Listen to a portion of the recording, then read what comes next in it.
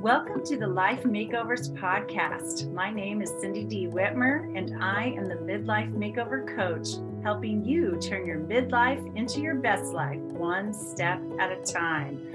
Through powerful conversations, my own midlife roller coaster story, and over 3 decades of helping people transform their lives through counseling and coaching, I am on a mission to help you create your own definition of success and happiness.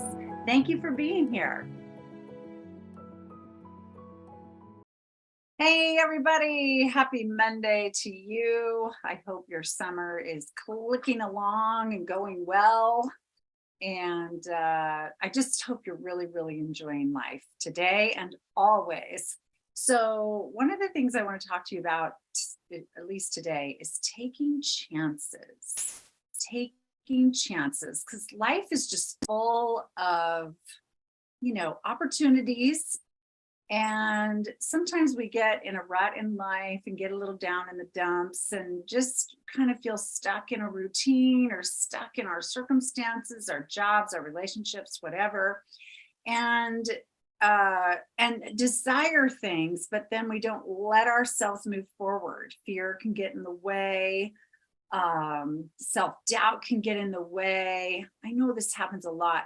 Rules in your mind about how life's supposed to go or what you're supposed to do can get in the way, and so forth. And so if you're feeling any of that at all, then I really want you to listen up and reconsider, because it's important that we take charge of our life. And sometimes that means we take chances. Sometimes that means we try something new. Sometimes that means we think outside the box of what we've been thinking for a long, long time. And so I just want you to start spinning your wheels on that a little bit while I tell you this story of when I was 9 years old. Okay, 9 years old. My parents were good parents in many ways. One of the things that they did was made sure that we all had swimming lessons when we were growing up.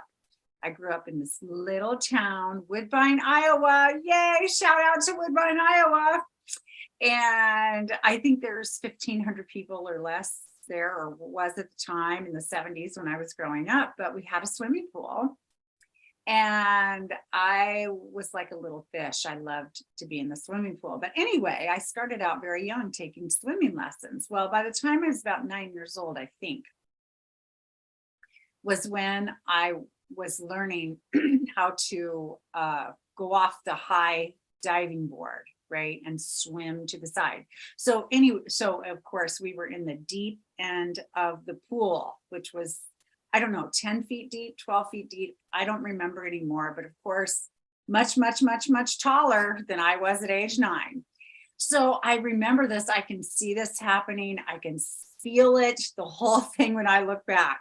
So going up that ladder, rung by rung, trying not to slip with my bare feet, my wet feet, in my swimming suit, and then walking out to the edge of the diving board. Oh my gosh, I can feel my stomach just turning thinking about it.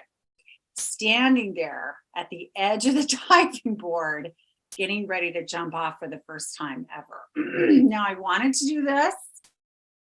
I had peers also in the class with me, and they were standing down on the, the side of the pool, watching each of us take turns doing this. And they were cheering me on. Cindy, you can do it. Cindy, you can do it. And I kept looking down at them. I mean, I was petrified. I was absolutely petrified. I felt so high up above everything else, the ground, the water, everything, higher than the lifeguard chair. I felt just so high up and scared. And I look over at the lifeguard, and she was sitting there ready to jump in and save my life if I needed her to. And looking down at my peers again, who were cheering me on. You can do it, Cindy. These were friends in my class, I've known for years, my good friends, some guys and girls from my school, and everything. So I had all this encouragement, all this support, and safety systems in place, right? Nobody was going to let me drown. If I couldn't figure out how to get up to the surface of the water and get myself over to the side. But nonetheless, I was very scared. My knees were knocking. I was so scared. I just did not want to step off that diving board. However, turning around and walking back to the ladder and going down the ladder wouldn't have been great either. So this was probably the path of least resistance, to just let go and jump off, right? Anyway, it seems like I stood up there for a very long time, and I don't know, it was probably just a couple minutes, but it seemed like a really long time.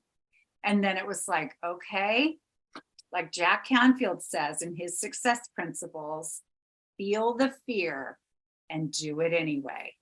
Feel the fear and do it anyway. Well, of course, I did not have Jack Canfield's wisdom at that time. I'd never heard that phrase before. I've heard it many times since, but that's what I did. I just, at one point, it was like, okay, I'm just going to take that step off the board. And I took it off the board. I took the step off, and down I went, straight down. I wasn't diving. I was jumping off, just straight down, hit the water, very quickly got up above water and swam to the side. But I remember my body was shaking. I was nervous still. I was exhilarated. My friends were cheering me on. Everything was good. I did it. I took a chance and I did it. Now, logic tells us the risk level was low, right? Because again, there was a lifeguard there. This was during a lesson. Everybody was watching. Nobody was going to let me drown, but I had the fear of drowning. I had the fear of drowning and dying. I mean, I had these fears all built up in my mind, and it wasn't rational, but it felt real to me at the time. And so this is what I want you to think about your own life now. Where do you need to take a chance? Where could you take a chance that maybe would make your life better? Because of course, the result of me doing that successfully once meant I was going to do it again and again and again. And every time it got easier. And eventually in my little swimming pool summers, I would get up on that diving board and run off the diving board and to go down, and hit the water. And I even eventually dove off the high diving board in my life, as a swimmer, and just had so much fun,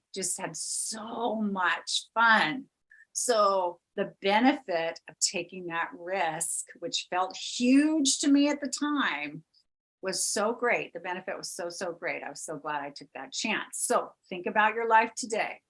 Where do you need to take a chance? Where do you need to make a move? Where do you need to pivot? What do you need to do? Is there a conversation you need to have?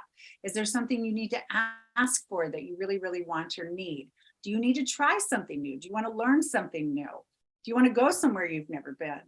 What is it? Whatever it is, do you want to start a business? And you're afraid, and there's risks, but you really know you feel called to do this. Whatever it is, I want you to really consider taking a chance, because again, the fears that you have, it's natural to feel fear. Our brain wants to protect us, and so it helps us come up with fears, things to worry about, things to think about, because it's trying to protect us from change, because the brain doesn't like change. And so it's very natural for you to hold back. But the seemingly unnatural thing of taking a chance can actually move you forward in life in so many different ways. And what's the worst that could happen anyway, right? So no doubt you would be okay no matter what happened, just like I would have been okay no matter what, going off the diving board. So get out there, take a chance. Let me know what chances you're taking, what you needed courage to do or whatever. And I will talk to you again soon. Bye-bye. Thank you so much for listening to the Life Makeovers podcast. If you'd like to connect with me on social media, find out more about my coaching programs, or download my free ebook, The Midlife Makeover Method, The Secret to Loving Yourself Fully and Living on Your Terms, then head over to my website at www.cindydwhitmer.com and have a wonderful day.